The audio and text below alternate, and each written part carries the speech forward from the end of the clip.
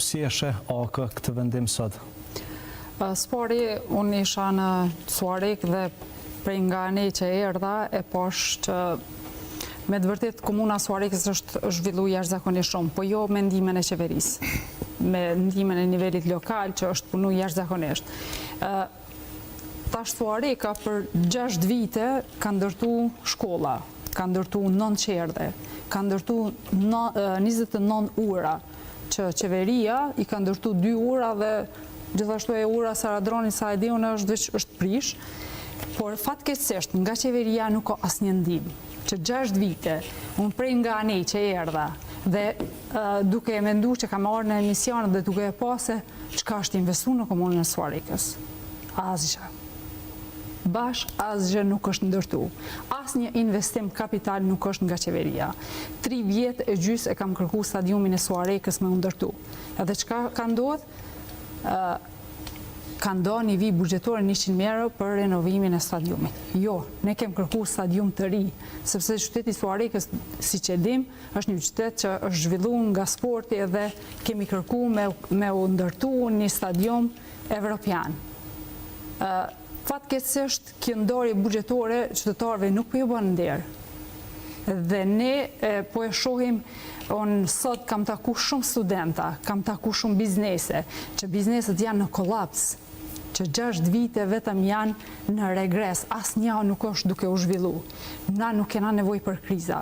Shteti jonë ka nevojë për punë, rinia ka nevojë për stabilitet, për punë, për investime, për me mujt me qarkullu, e jo me gjetë vetëm rrugën e aeroportit. Për neve, si shtet që jemi, këto 6 vite nuk është ndërtu. Nëse zonja din me na tregu nga pushteti që vjen një investim që është bën në këto 6 vite, atëherë po e lajmë me fol. Po nëse nuk është bë atëherë ku kanë shkuar ato pare? Ato pare kanë shkuar në për fushata elektorale, siç po e shohim edhe sot ky vendim që ka dalë, mirë po, kjo nuk na bën nder. Ti po i blen votat, pikërisht në fushat elektorale, ti mu qu me i ndo këto. Na nuk jem kundër me një mu qytetarve. Pse keni votuar kundër? Jo në këto forma. Pse keni votuar kundër Pakos? Pse keni votuar kundër zonja Bygjyshi? Zonjë e nderuar, nëse ti... Pyetja është shumë e thjeshtë, pse keni votuar? A keni votuar? Nëse ti mundesh me u krenu që 6 vite për një investim kapital në qytet në Kosovë, atëherë unë të lutem tregom cili është ai investim kapital. Me gjithat buxhet që e ka Kosova, 4 miliard, çka keni ndërtu? Sa qerdhe keni ndërtu? Thash në komunën e Suarikës janë ndërtu 9 qerdhe. 1 qerdhe nuk keni qenë në gjendje 4 vjet me e kry.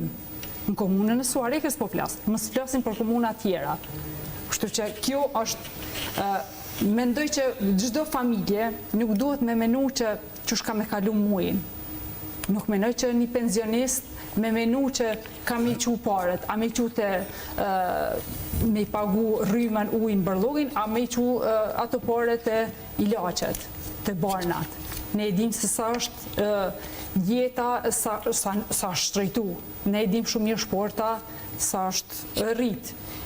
Për këto 4 muaj në parlament na kemi po cilat ligje janë votu, vetëm me arsyen që me thonë në fushat elektorale kemi bo ligjin për çmimet tavan. Mirë, ligjin e ki bo çmimet tavan, po çka kishti aty? Në stil që të gotë ka kushtu 50 cent. Edhe ti e ke marrë, e ke rrit 1 euro dhe ke thonë, ok, në rregull, kjo duhet me kushtu 1 euro, po ti e ke rrit 50 cent. Dhe kjo i ka kushtu qytetarit, po fatkeqësisht qytetari nashta nuk po kem mundësi mi asqaru të gjithëve. Ligji për sigurimet shëndetësore kanë bë. Ne të gjithë e kemi votu. Vetëm mos me thonë qytetari që këta kenë kundër, po çka ka brenda në ligj? Ne e dim shumë mirë. Ne tash lirisht munda me pyet edhe ministrin, edhe gjithë qeveritarët. Kush përfiton nga ky ligj për sigurimet shëndetësore? Cilat janë pikat kryesore që kanë mu përfshi? Çka përfiton që ky zotni, çka përfiton i pensionist, çka përfiton i ri? Ne e dim shumë mirë që nuk mund me u mbulu të gjitha shpenzimet, po cilat kategori janë të përfshime? Është ligji zbrazët. Unë kam qenë në Komisionin për Shëndetësi dhe fatkeqësisht kur ka ardhur ligji për sigurimet shëndetësore, ministri nuk ka qenë i praneshëm. Pse?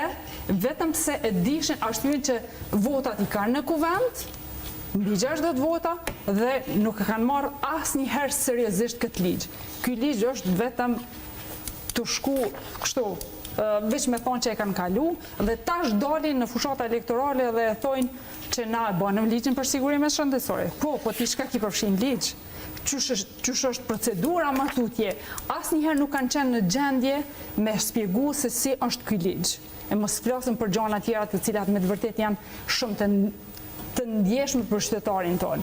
Do të flasim për disa prej tyre, do ta kesh mundësinë që të përgjigjesh, por para se të përgjigjesh, ta bëj një njoftim të cilin Instituti i Kosovës për Drejtësi e ka nisur një nismë legjislative për ndryshimin e plotësimin e kodit penal të Republikës Kosovës, një nismë që po besoj gjatë ditëve, muajve në vazhdim do të plotësohet me nënshkrimet në përputhje me ligjin për të kriminalizuar keqpërdorimin e paras publike në kohën e fushatës zgjedhore dhe para zgjedhore. Pra që mos të ketë mundësi që ndoshta vendime të tilla siç po merren sot të merren në të ardhmen, a do ta përkrahët vendosja një iniciativë të tillë që të kriminalizohet kjo fazë, kjo kohë, pra që vendime që kanë efekt të tillë mos të merren të ndalohet kjo me ligj. Fillimisht mendoj që është shumë e rëndësishme me kuptu për gjithë ata qytetarë që po na ndëgjojnë, se ne kemi parti opozitare në Kuvendin e Republikës Kosovës, të cilat refuzojnë ndihmën e qytetarëve. Lidhja Demokratike e Kosovës, me ka vjen zoti Xhani, ka ftu sa atë të zakonshëm për me diskutu inflacionin. Dhe i ka kërku vazhdimisht qeverisë që të bëjë diçka në këtë drejtim. Mirë po, kur qeveria merr vendime për qytetarin, Lidhja Demokratike e Kosovës siç duket nuk është dakord.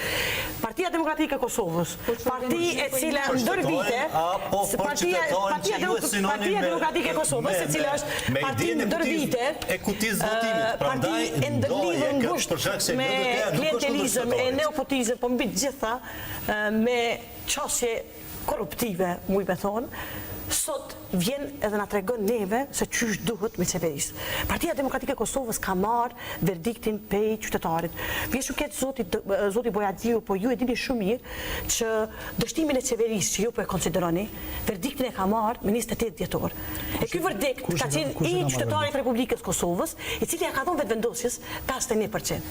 Qytetari i Republikës Kosovës para 5 muajve i ka thonë vetëvendosjes çka ke botë në pushtet këto 5 vite, i ki 51%. Kjo është fatkeqësia. Qytetari tha, ju keni probleme qytetari, në rregull.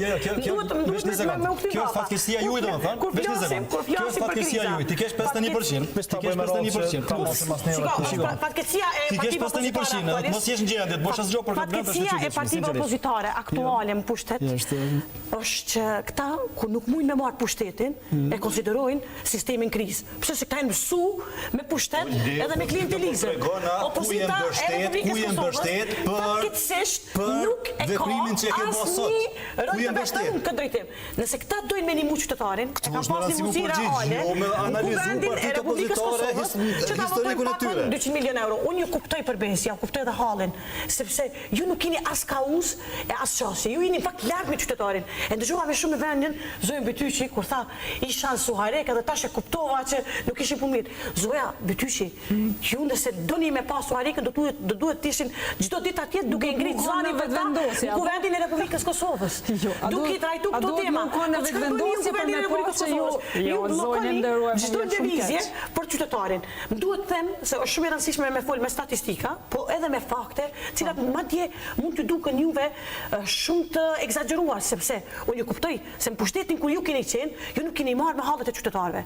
Ju realisht keni marrë me interesat grupeve të caktuara. E ju zoja Bytyqi dini më së miri pe Aleancës së Armërisë Kosovës, si parti e cila përbën se keni shumë vështirë me kalu pragun, trajtoni tematika cila ofrojnë nevojën e qytetarit. Po më shumë keq që i këtë çështje, po jo, duhet të them për çështje, ku flasim për çështje. Edhe na kallzo për në 27 komuna kemi investuar 42.1 milionë euro në qerdhe. 31 qerdhe janë të përfunduara. 14 reja me adaptime në vlerë për 14.6. Me Sicilin vend, 27 komuna mujna me shku dhe me të tregu Sicilin.